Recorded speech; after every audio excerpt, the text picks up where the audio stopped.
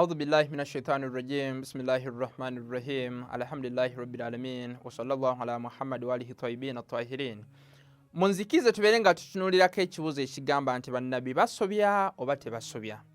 Era akawungezi ka leero tujja kubeera nga tutunuulira nabbi Adamu alayhi salatu wassalaam. Kuba waliwo aya abantu ze bavuunula abamu ne bagamba nti n'olwekyo Adamu alayhi salatu wassalaam yasobya. Kati nga we twalaba nti Allah subhanahu wa ta'ala wamala okutonda nabbi waffe ow'ekitiibwa nabbi Adamu alayhi salatu wassalaam ne maama waffe Hawa yabateeka mu kifo mu nnimiro. Nfuna bulungi? Yabateeka mu kifo mu nnimiro eringa jjana. Onfuna bulungi? Eringa jjana. N'agamba nabbi Adamu alayhi salatu wassalaam nti wala taqraba hadhihi shajara fatakuna min adh-dhalimin, nti naye tosemberera muti ogwo. Onfuna bulungi? Wonaaba ogusemberedde ojja kubeeramu abo abantu abeeryazaamaanyizza. Mu Surati al-Bakara aya 35. Abamu ne bavunula eno aya ne bagamba nti n'olwekyo nabbi Adamu yasobya. Onfuna bulungi? Aya endala eri mu Surati al-Bakara aya 36 egamba nti fa'azallahuma shaitan anha. Onfuna bulungi? Paka weggwerayo nti shaitan yabeera ng'ekola ki? Ebasendasenda. Onfuna bulungi? Era nebakyusa mu kifo kye baalimu. Onfuna bulungi? Nebaza mu position endala, kyebategeeza nti ekifo kye baalimu nga tebamanyi. Onfuna bulungi? Nti tebambadde we baamala okulya ku kino ekibala. Onfuna bulungi? Ne bategeera nti tubadde bukunya tetwambadde. Abamu ne bafundikira n'olwekyo ne bagamba nti n'olwekyo era wano nabbi Adamu alayhi salatu wassalaam yasobya, sheitaani yamusemberera n'asobya. Aya endala eri mu Surati Twaha aya 10:21 egamba nti wa asa Adamu rabbahu fagawa. Onfuna bulungi? Nti nabbi Adamu alayhi salatu wassalaam yajemera omulezi we. Onfuna bulungi? Anafundikira nga akoze zambi. Abamu we bagatta zino zi aya bafundikira ne bagamba nti n'olwekyo nabbi Adamu alayhi salatu wassalaam yasobya.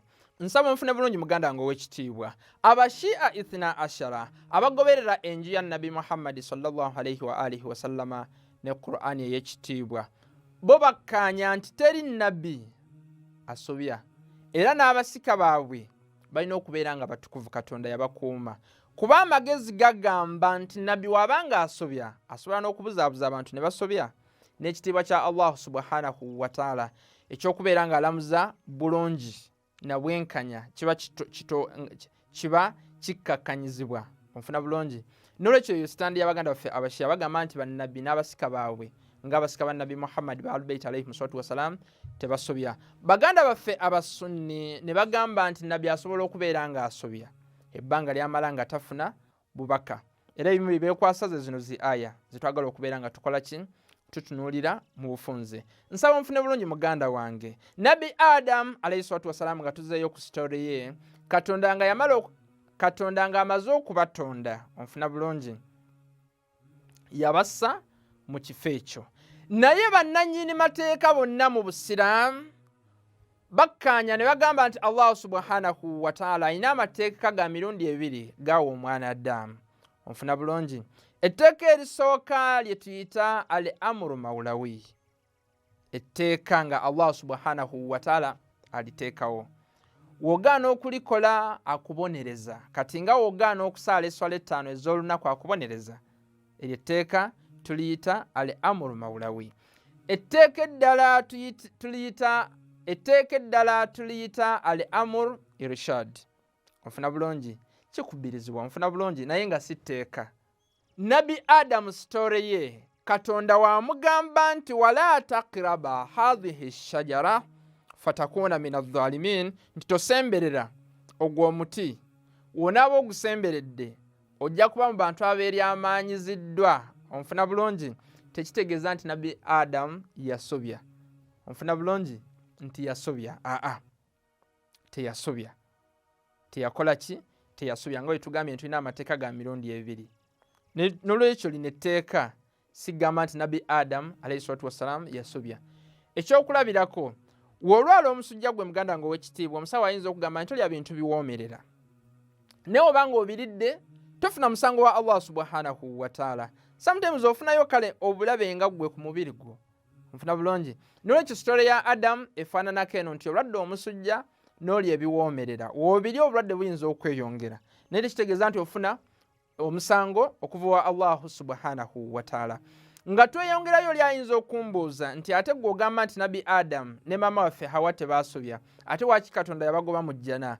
Nsaba nfune bulungi muganda wange ow'ekitiibwa, ekifo kye baalimu kyali kifaanaganako, ekifo kye baalimu kyali kifaanaganako n'ejjana naye nga si jjana.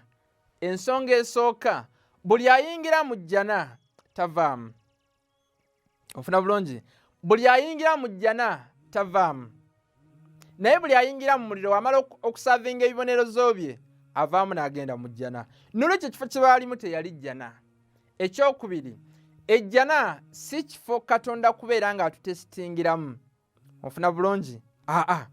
Si kifo kya tesitisi okubeera nga Katonda ayagala okulaba tumusinza tetumusinza. Si kifo kya si jjana.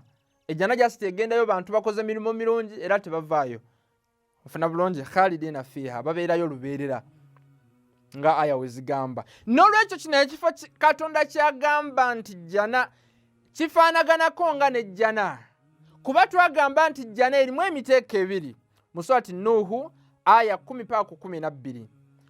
Aya jjana esooka yeeno ey'oku nsi ng'obulamu bulungi. Onfuna bulungi?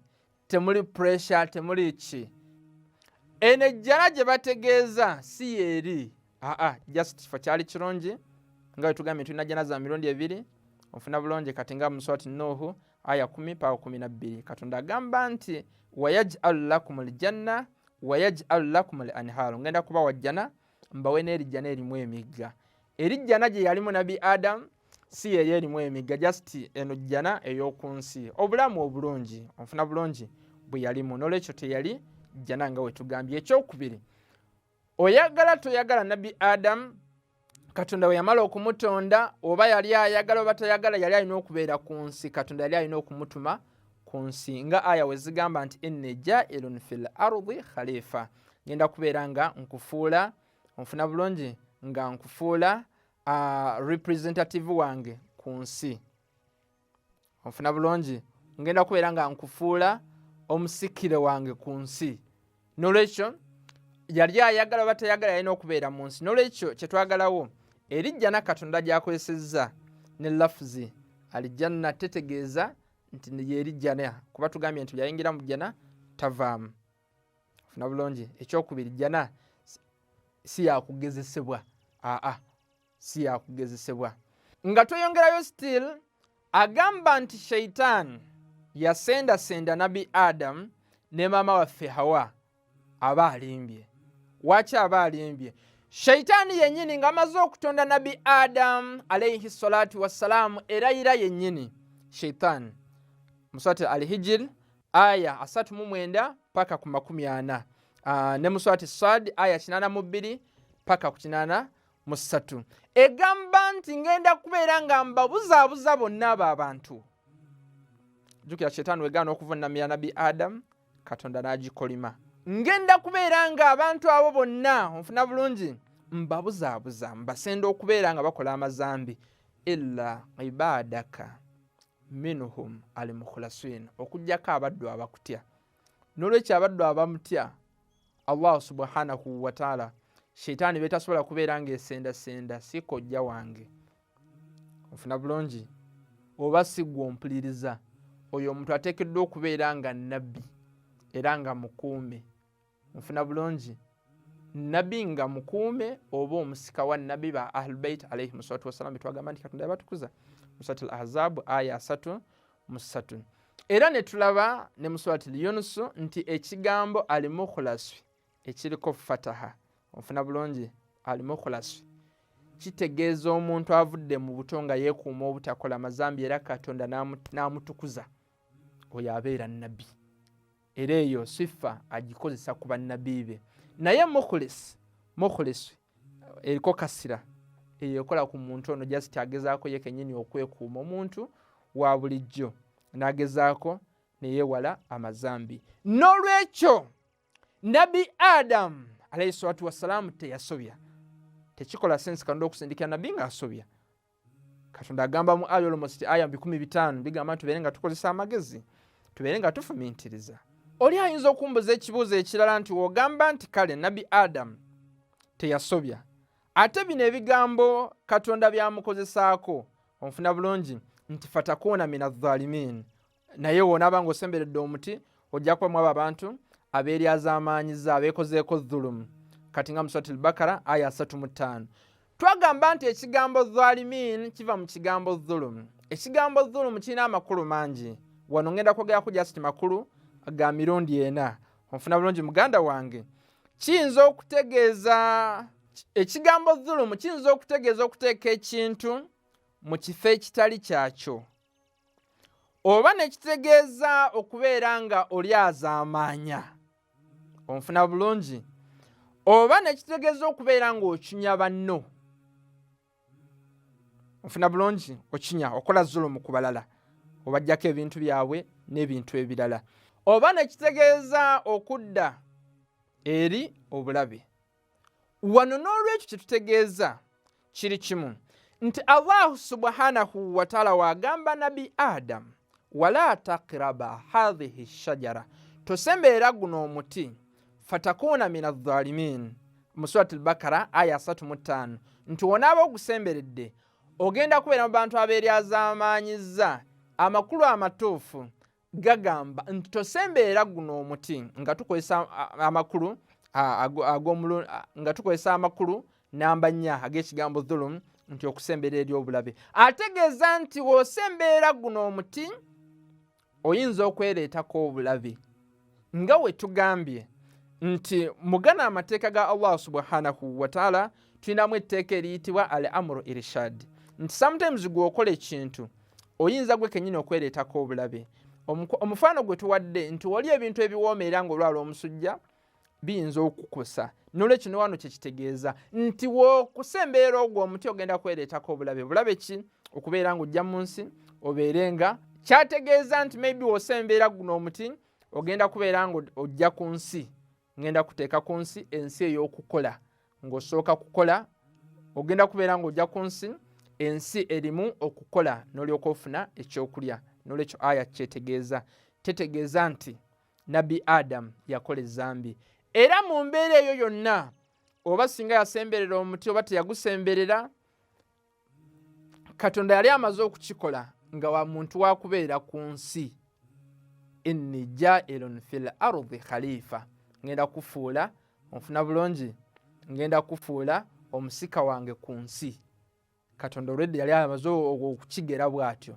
N'olwekyo nabbi Adamu teyasobya nga baganda baffe abamu we bagamba. Era nga tweyongera neno aya eri mu Surati Taha aya 12 onfuna bulungi nti wa aswa Adamu rabbahu fagawa, nti nabbi Adamu alayhi salatu wassalam ayajeemera omulezi we era n'afundikira ng'akoze ezzambi. Ezzambi lye bategeeza lye lino nga lye nkugambye nti sometimes gweoyinza okukola ekintu naye nga kiwukosa gwe kennyini, naye nga Katonda takubonereza. Kyebategeeza nga bwe tugambye nti amateeka tulina ga mirundi ebiri, al-amru mawlawi wa al-amru irshad. N'olwekyo mu bufunze bannabbi tebasobya nga bwe tulabye. Ejjana gye bategeeza si eri jjana, because buli ayingira mu jjana tavaamu. Ekyokubiri, aya Katonda omugamba nti fatakuuna minadh-dhalimin, nti wonaaba osemberedde omuti ogenda kwetuusaako obulabe. Obulabe bwategeeza bwebo nga gwe wonaalwala omusujja n'oli ebiwoomerera, naye obulwadde buyinza okweyongera. Naye ekirala kye tugambye nti jjana yamugoba, simanyi mu jjana bye bagamba abantu, tekitegeeza eri jjana, kuba Katonda yali amaze okukikola nga nabbi Adamu wakubeera mu nsi. Ne Sheitaani yennyini negamba nti ngenda kubuzaabuza abantu bonna illa ibadaka minhum al-mukhlasin, okujjako abo abakutya.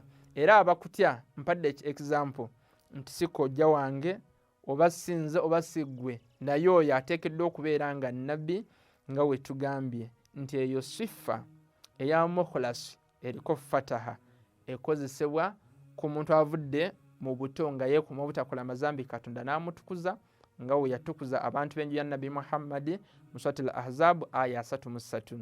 Era ne aya nyingi nga mu Suratul Bakara aya 124 Katonda agamba nti endagaano yange y'okulonda bannabbi la yanaalu ahadi zalimin, tetuuka ku bantu abeekolako zulum. N'olwekyo bannabbi tebakola zulum era tebasobya era sheitaani tebasemberera. Nsaba Allah subhanahu wa ta'ala atuteeke mu bantu abeeyigiriza eddiini yaffe era akafunye nsaba obeere ng'osharingira omulala. Obeera n'ekibuuzo nsaba obeere ng'opositinga kwezo address wansi wa screen. Wassalamu alaikum warahmatullahi wabarakatuhu.